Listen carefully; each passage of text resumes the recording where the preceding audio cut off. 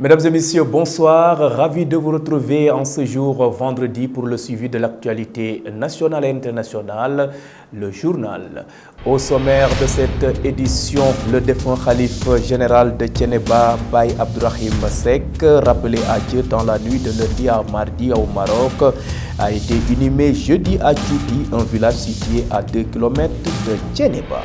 Thiès a abrité hier un forum sur la problématique de l'emploi des jeunes. Objectif, résoudre les difficultés rencontrées par ces derniers. Et puis ouf de soulagement pour les sportifs sénégalais, le stade Lat Dior a été finalement homologué. Les Lions y recevront le 1er septembre prochain les éperviers du Togo pour les éliminatoires du Mondial 2021. Le suivi de l'actualité internationale bouclera cette demi-heure d'information. Merci de votre fidélité à votre télévision régionale Prestige. Le développement, c'est après ceci.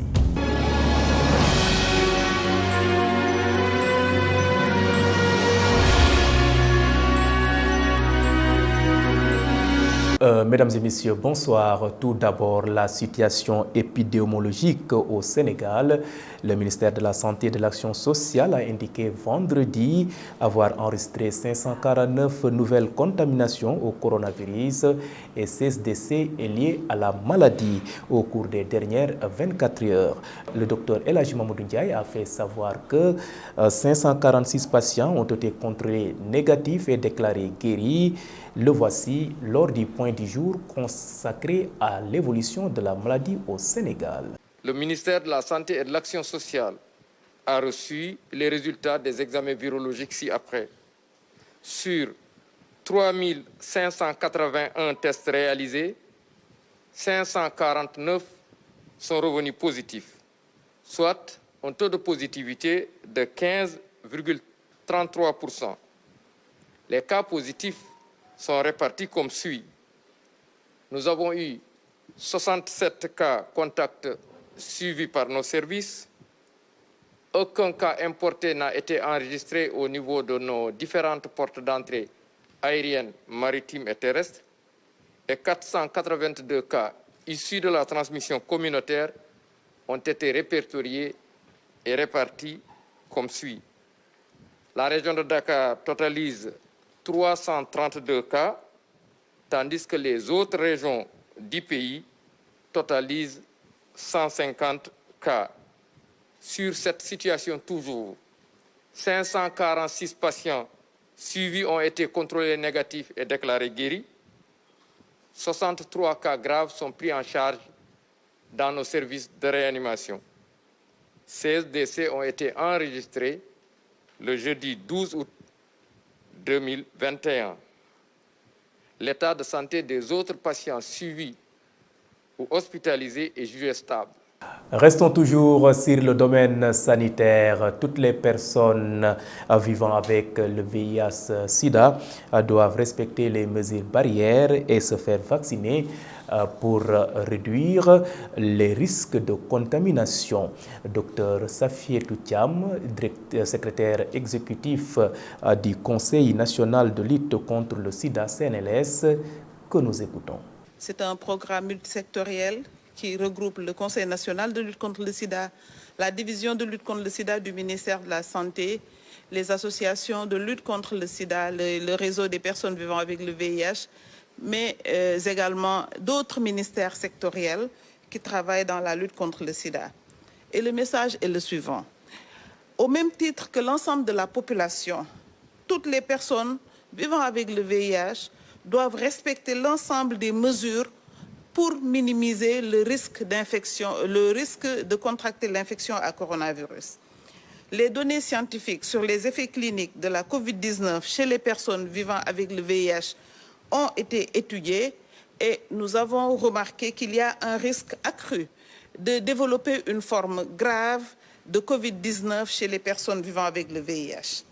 Sur la vaccination, les personnes vivant avec le VIH doivent être vaccinées contre la COVID-19, quel que soit leur taux de CD4 et leur charge virale, car les bénéfices potentiels du vaccin sont largement supérieurs aux risques.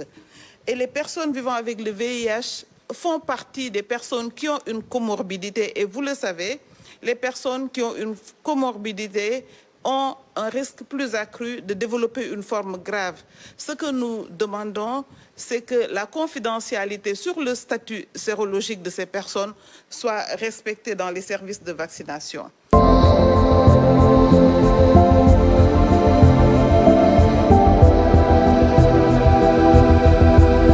Société, dans cette édition, l'employabilité des jeunes demeure une priorité pour l'État. Et ceci suscite un grand espoir chez les jeunes de la région de Thiès. Un forum sur la problématique de l'emploi des jeunes a réuni les parties prenantes autour du Conseil régional de la jeunesse. Mandiaye Kamara, un participant, apprécie à sa juste valeur cette rencontre. Nous l'écoutons au micro de Pape Thioune et Moussa Mbaye. Donc, je suis ici en tant que participant à ce forum de l'employabilité de la jeunesse. Alors, nos attentes sont déjà trop nombreuses et aujourd'hui, déjà, le problème de l'employabilité de la jeunesse a toujours existé au Sénégal. C'est pas aujourd'hui que ça a commencé, mais le contexte de la Covid-19 a amplifier cette situation-là. Maintenant, ce qu'on attend de cette rencontre déjà, c'est de discuter, d'échanger avec les structures que l'État a mises sur place pour l'employabilité des jeunes et essayer de voir quels seront les mécanismes qui seront mis en place pour permettre aux jeunes d'être au courant de ces mécanismes, de ces structures-là, mais également d'en bénéficier et d'en bénéficier de la meilleure des manières. Lors de cette rencontre, les jeunes ont été invités à se familiariser aux agences et projets mis en place par l'État en vue de leur permettre de saisir les opportunités d'emploi. Mam Ndiaoudo Ngone-Ndiaye, vice-présidente du Conseil régional de la jeunesse de Thiès, revient sur l'objectif de cette rencontre. Elle est toujours au micro de Pape Thioune et Moussa Mbaye. On est réunis aujourd'hui ce jeudi, ici au niveau du tapis vert, donc sur le forum sur l'emploi des jeunes, sur la problématique de l'emploi des jeunes et l'employabilité, de même que pour parler des atouts de la région de Thiès et voir éventuellement les opportunités d'emploi qu'il y a et voir les difficultés que les jeunes rencontrent pour avoir de l'emploi au niveau de la région de Thiès. Donc là, on pouvait dire qu'il y a pas mal d'agences qui sont mises en place par l'État pour accompagner les jeunes. Donc c'est le cas de l'AMPEJ, raison pour laquelle ils ont été conviés pour faire partie des panélistes, comme le cas aussi de l'Agence nationale de biogaz avec M. Malick Gueye qui a été représenté, de même que la Chambre de commerce avec le projet Archipelago Tête de Semeré phase 2, de même qu'avec Enda Ecopop. Donc il y a pas mal d'agences qui doivent être vulgarisées et permettre en même temps aux jeunes de savoir exactement quelles sont les opportunités que ces agences-là mettent en place pour eux, vu que nous sommes des porteurs de voix en tant que présidente du Conseil régional de la jeunesse. Donc par rapport à l'emploi des jeunes, premièrement, l'obstacle c'est qu'il y a une manque d'information. Parce que des fois, les jeunes n'ont pas la bonne information. Même si l'État met en place des initiatives, des fois, les jeunes ne savent pas exactement quel mécanisme utiliser ou des fois même par où passer pour atteindre l'objectif ou bien même voir les opportunités qui sont à leur disposition. Donc c'est la raison pour laquelle on a initié ce panel pour faire une porte ouverte, c'est-à-dire pour permettre aux jeunes de savoir exactement qu'est-ce qu'on peut avoir. Thiénaba pleure toujours, son khalife Baye Abdourahmane Seck repose désormais au village de Tchouti. Reportage.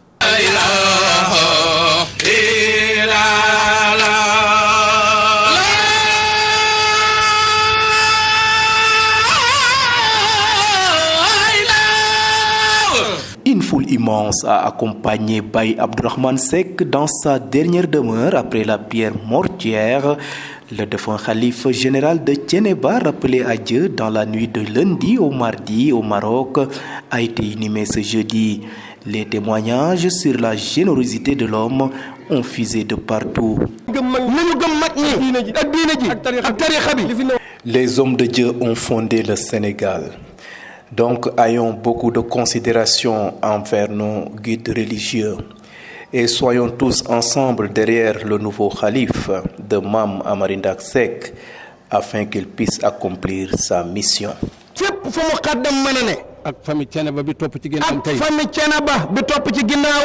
Tous les Moukhadam et l'ensemble des fidèles de la cité religieuse de Thiénaba, nous tous, nous formons un seul bloc derrière le nouveau khalife général Baye Assane Seck.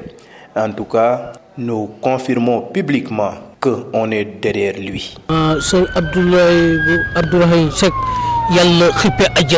Que le bon Dieu accueille Baye Abdourahim Seck au paradis, car il a tout fait pour l'islam. En tout cas, il était généreux et serviable.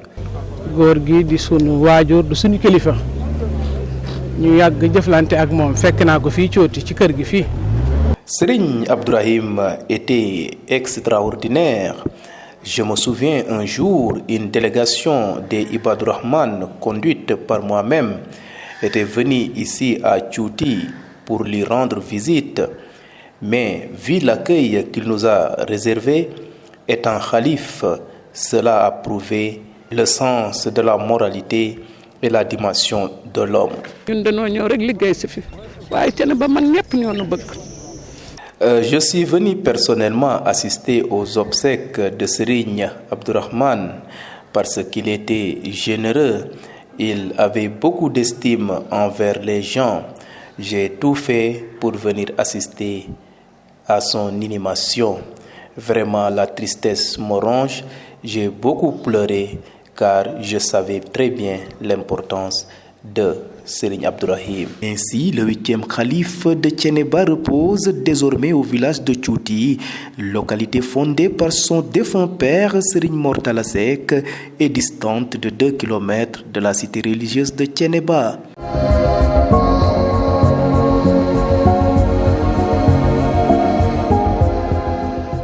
À présent, le suivi de l'actualité au quotidien. Ce vendredi, la division spéciale de la police nationale a démantelé un vaste réseau de cybercriminalité à Mbao, nous dit Fatou Karagey. Nous démarrons l'actualité nationale par un vaste réseau de criminalité à Mao qui a été démantelé par la division spéciale de cybercriminalité de la police nationale, rapporte Libération. Ce réseau était constitué de 23 Nigérians qui ont été arrêtés et placés en garde à vue, la bande usée de faux profils Facebook pour gruger et faire chanter des personnes dans le cyberspace. Des ordinateurs qui leur permettaient de commettre ces forfaits ont été saisis. Ils sont poursuivis pour arnaque, escroquerie à l'échelle internationale et association de malfaiteurs. Et puis le maire de la commune de Mermoz Sacré-Cœur, fidèle à son habitude, est encore monté au créneau cet après-midi à l'occasion de la rencontre des patriotes pour fustiger les manœuvres antidémocratiques de certains maires de la mouvance présidentielle. Le maire Barthélémy Diaz appelle encore la veillante jeunesse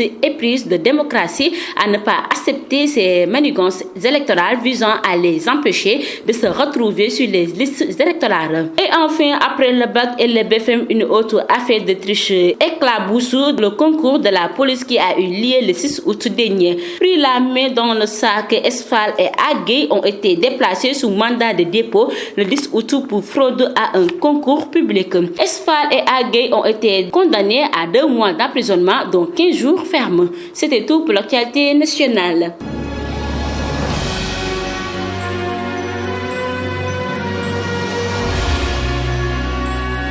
Place maintenant à l'actualité internationale en Afghanistan. Les grandes villes du pays tombent aux mains des talibans. Le point sur l'international porte la signature de Ramatoulaye Cissé.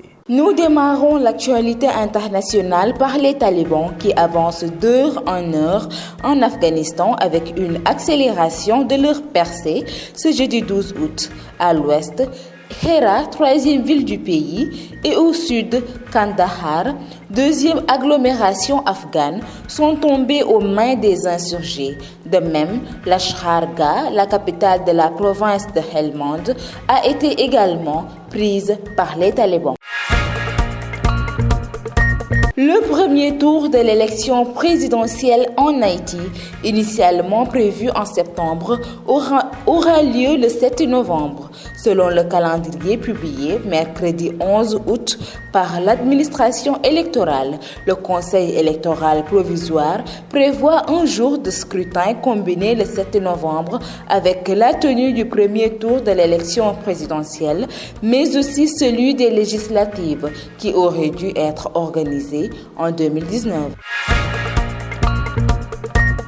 On termine les actualités internationales par les Zambiens qui se sont rendus aux urnes jeudi 12 août à l'occasion de l'élection présidentielle. Ils devaient choisir entre le chef d'État sortant Edgar Lungu et son grand rival Hakainde Hichilema. Dès l'aube, des centaines de personnes ont formé des files d'attente impressionnantes devant les bureaux de vote. C'était tout pour l'actualité internationale.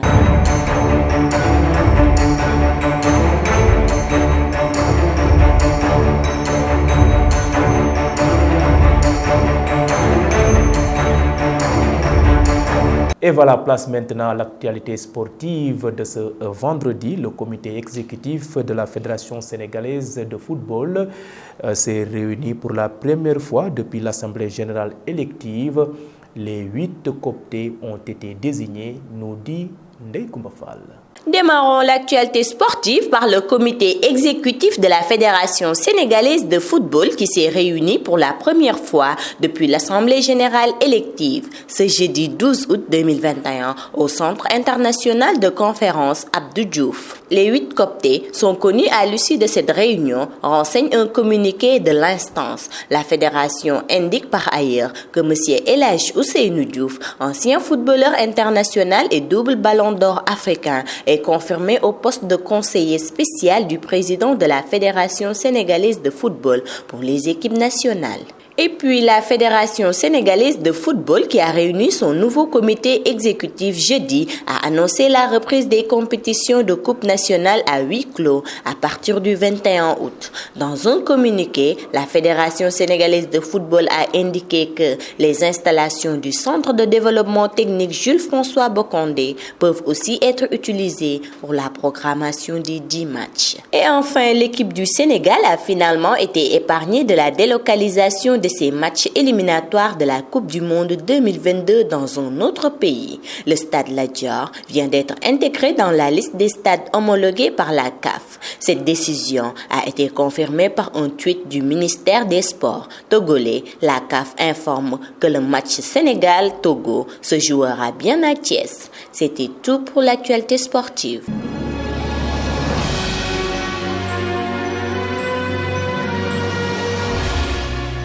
Mesdames et messieurs, place maintenant à la revue de presse du jour. Elle porte la signature de Rokhaya Dabambeng. Bienvenue à la une des journaux parus ce matin. Nous démarrons avec Le Soleil qui titre ce matin, indice 2021 de bonne gouvernance des ressources naturelles, l'excellente note du Sénégal. Nous passons à l'Observateur qui choisit de titrer donc ce jour en France depuis juin sur les traces floues de Idi. Le quotidien choisit gestion du coronavirus, delta de soucis. Nous passons à Réumi quotidien, tricherie au concours de police, 2 candidats en prison et puis une photo de la police mise en exergue dans le journal. Li quotidien titre, révision exceptionnelle des listes électorales, Sonko lance la traque aux fraudeurs. On montre d'ailleurs une photo de Sonko qui semble être très énervé. Nous passons aux Échos. Les Échos qui titre ce matin, bras de fer avec son ex-épouse Aminata Diak. Abdoulaye étoffe sa défense. Un deuxième titre, donc toujours dans les Échos, ravage de la pandémie à coronavirus, 4 femmes enceintes malheureusement emportées par le coronavirus. Direct News. Nous terminons d'ailleurs avec ce journal, entreprise d'annulation du Magal de Touba. Plus d'un siècle et demi, Serigne Touba dérange encore. Très bonne lecture. Merci donc à vous, Rokhaya Dabambeng. Et ceci met fin à ce rendez-vous d'actualité. Vous étiez très nombreux à nous suivre à l'étranger via les réseaux IPTV. D'autres optent pour nos différentes plateformes, à savoir la page Facebook Live, le site d'information www.prestigechess.com et la page YouTube de Prestige. En tout cas, votre fidélité fait notre fierté. Merci de nous rester fidèles. Bonsoir.